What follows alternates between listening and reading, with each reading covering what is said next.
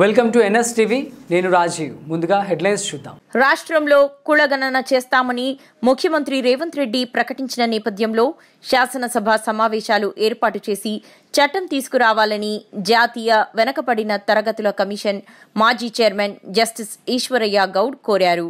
తద్వారా విద్య, ఉద్యోగ, ఆర్థిక స్థితిగతులపై సమగ్ర నివేదిక రూపొందించి బీసీలకు సమాన అవకాశాల కోసం చర్యలు తీసుకోవాలన్నారు.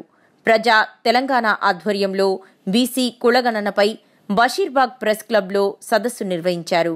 ఆయన మాట్లాడుతూ రాష్ట్ర ప్రభుత్వం రూపొందించే నివేదిక నిజాయితీగా ఉండాలని అభిప్రాయపడ్డారు. విశ్రాంత IAS అధికారి ఆకునూరి మురళి మాట్లాడుతూ వచ్చే ఎన్నికల్లో భాజపాను నిలవరించుకుంటే పేదలు తీవ్రంగా నష్టపోతారని చెప్పారు.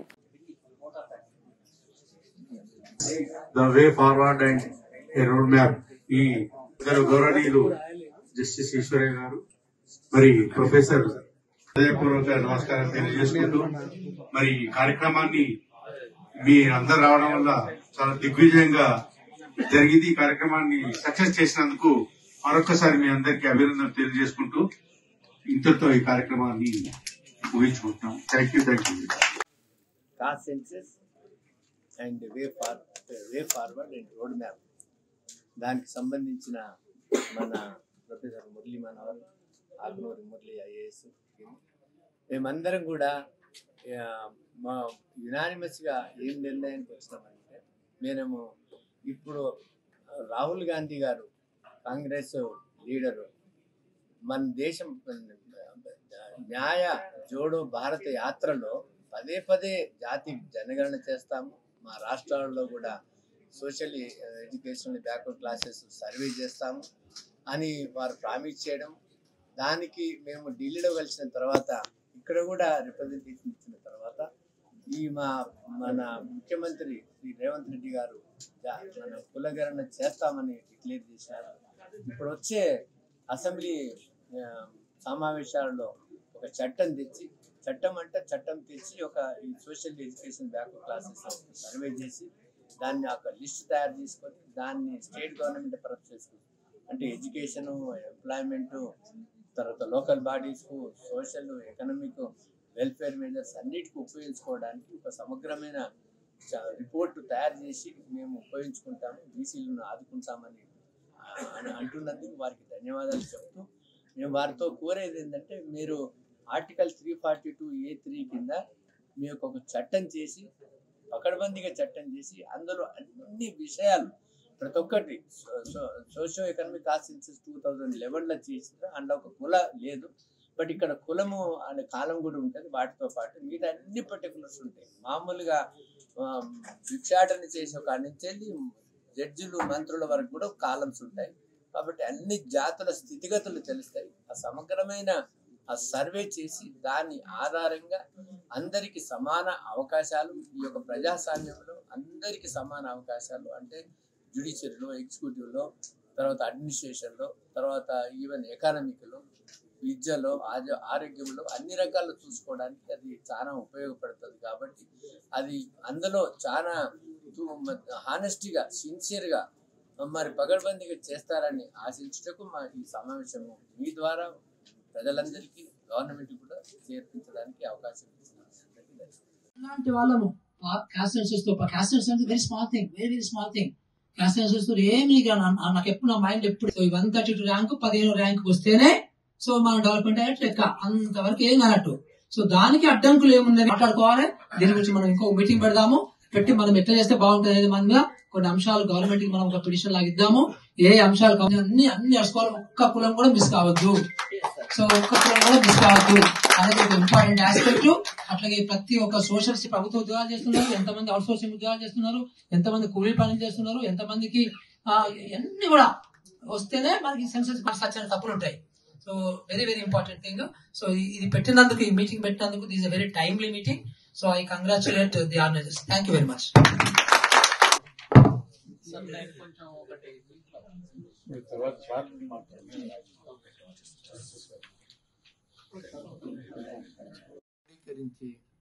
ఈ యొక్క చాతుర్వర్ణ సిస్టమ్ వాళ్ళ గొప్ప మేధావులు కాబట్టి క్రియేట్ చేసినారో దానివల్ల వివిధ జాతులు, వివిధ కులాలకు మనల్ని విభజించబడినాం.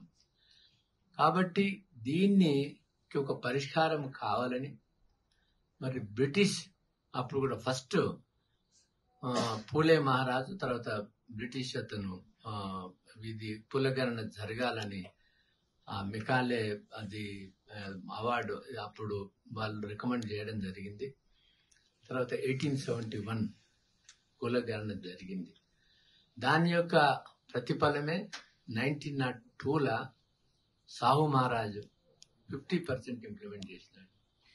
అంటే కులగణన ఉంది కాబట్టి, ఆయనకు డేటా ఉంది కాబట్టి రిజర్వేషన్స్ ఇట్స్ నాట్ మనకు భిక్ష కాదు, ఇది యాచించడం కాదు. That is our right. It's a representation, భాగస్వామ్యం, మన అధికారం అది. కాబట్టి అధికారం ఇవ్వడానికి ఇట్స్ ఎ వే.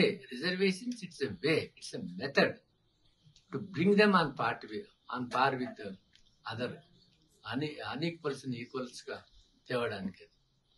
అందుకని ఆ రోజులల్లా సాహు మహారాజు రిజర్వేషన్స్ కల్పించినాడు. అది 1931 వరకు అయింది. 41 పబ్లిష్ కాలేదు.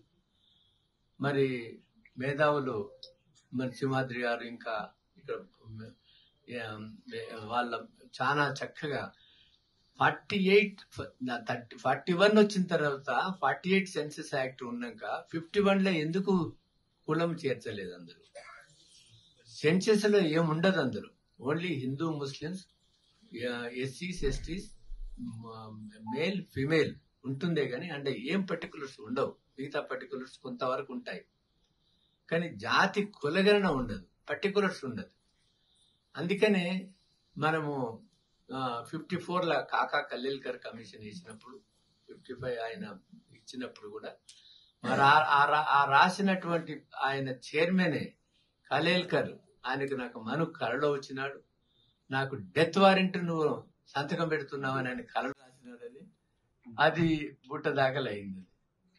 బుట్ట దాఖలైన తర్వాత సరే ఎన్నో పోరాటాల ఫలితంగా మనం అదే నెహ్రూ 1961లో రాష్ట్రాలన్నీ ఒత్తిడి చేస్తుంటే మాకు రిజర్వేషన్స్ కల్పించాలని ఒత్తిళ్లు వస్తున్నాయి. తమిళనాడులో 1924 నుంచి రిజర్వేషన్స్ ఉండే, కమ్యూనల్ రిజర్వేషన్స్ అని అన్నప్పుడు నెహ్రూ రాష్ట్రాలకు లెటర్ రాసినాడు. మీ రాష్ట్రాల్లో మీరు కమిషన్స్ వేసుకొని మీరు రిజర్వేషన్స్ ఇంప్లిమెంట్ చేసుకోండి, కానీ it is not policy of the government of India to have the caste census or the reservations. Backward class reservations ఇచ్చే పాలసీ కాదు అని ఆయన స్పష్టంగా నెహ్రూ గారు చెప్పినారు. చెప్పిన తర్వాత మళ్ళీ ఇది ఇంతకాలం తరిగిన తర్వాత మనకు అన్ని రాష్ట్రాల్లో మన అందరికీ తెలుసు అనంతరామన్ కమిషన్ వచ్చిన తర్వాత మనకు 72కి వెళ్ళి జిఓఎంఎస్ నెంబర్ 1972 ఎంత ఉంది, 92 ఎంత ఉంది. దాని తర్వాత మనకు రిజర్వేషన్స్ వస్తున్నాయి. అట్లా ప్రతి రాష్ట్రంలో కూడా ఒక కమిషన్, ముంగేర్ లాల్ కమిషన్ బీహార్ లో, అట్లనే అన్ని రాష్ట్రాల్లో వాళ్ళ కమిషన్స్ చేసుకుని అది రిజర్వేషన్స్ చేసుకుంటున్నారు. ఏది ఒక ఎంక్వైరీ చేసి ఎవరు బ్యాక్వర్డ్ క్లాసెస్ అంటే సోషల్లీ, ఎడ్యుకేషన్లీ బ్యాక్వర్డ్ క్లాసెస్ ఒక ఆర్టికల్ ఉంది కాబట్టి ఆర్టికల్ 340 దాన్ని ఆధారంగా సోషల్లీ, ఎడ్యుకేషన్లీ బ్యాక్వర్డ్ క్లాసెస్ ని ఏ రాష్ట్రం ఆ రాష్ట్రం వాళ్ళు ఏర్పరచుకొని రిజర్వేషన్స్ కల్పించుకుంటున్నారు. కల్పించుకున్న తర్వాత మన పెద్దలు చెప్పినట్లు 2010లో ఒక పెద్ద బీసీ ఎంపీలందరూ కూడా అప్పటికే నార్త్ ఇండియాలో మరి ఒక చైతన్యం వచ్చింది కాబట్టి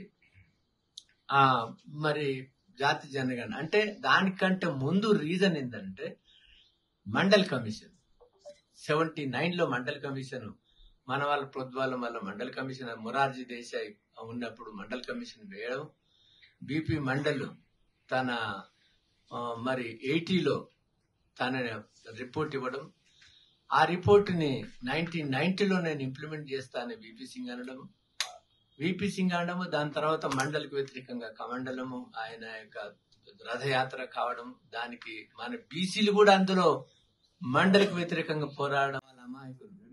తర్వాత అది ఏదైతే అది మనకు ఒక జీవో 1992లో జీవో ఇచ్చినారు. అది ఒక 10% ఎకనామికల్లీ బ్యాక్వర్డ్ క్లాసెస్ కి, 27% బ్యాక్వర్డ్ క్లాసెస్ కి. అది సుప్రీంకోర్టులో క్వశ్చన్ చేస్తే 10% ఆ రోజు పివి నరసింహారావు ఇచ్చినటువంటి 10% కొట్టివేయబడి 27% సవ్యమే, సక్రమమే. అందులో బట్ క్రిమి లేరు. ప్రతి జాతిలో కూడా ఉన్నత వర్గాలు, మురళి గారు వారు అన్నట్లు ప్రతి జాతిలో కూడా సంపన్నులు కూడా ఉంటారు. కాబట్టి ఆ ఉన్నత వర్గాల వారికి కాకుండా, అంటే reservations has to be reached to the poorest also. It should be percolated to the bottom level.